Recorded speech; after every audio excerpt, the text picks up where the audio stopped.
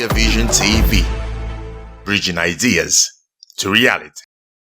Majina yangu naitwa Paul Chegere. Nimeshiriki leo katika round table hii iliyoandaliwa na Newton kwa ajili ya kujifunza masuala ya bima.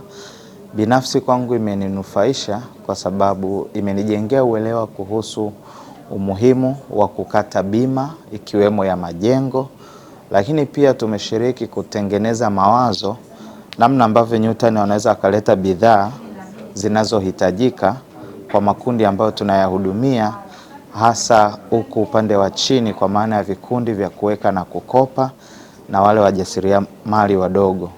Imekuwa siku nzuri na imekuwa saa nzuri ambayo tunatarajia matokeo makubwa na utoaji mzuri wa elimu ili waweze kunufaika na yale ambayo yanapaswa katika bima mbalimbali. Kwanza nimejisikia vizuri kwamba Newton ni wa Tanzania na ni kampuni ambayo imeanzishwa baada ya kukutana na changamoto kwenye masuala ya usalama wa mali na bidhaa. Kwa hiyo kwa upande wa Tanzania kama Tanzania, binafsi nina matumaini makubwa kwa sababu kweli ni kwamba masuala ya bima kwa Tanzania uelewa bado ulikuwa ni mdogo na bado ni mdogo sana. Lakini kama Watanzania wenzetu wameamua kuwekeza, Tanzania inayokuja itakuwa yenye usalama, yenye uhakika, yenye maendeleo.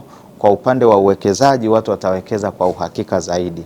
Tunaona Tanzania ambayo itakuwa kiuchumi, Tanzania ambayo itakuwa na uhakika wa maisha, Tanzania ambayo itakuwa na uhakika wa kumkuza na kumkwamua mjasiriamali mdogo.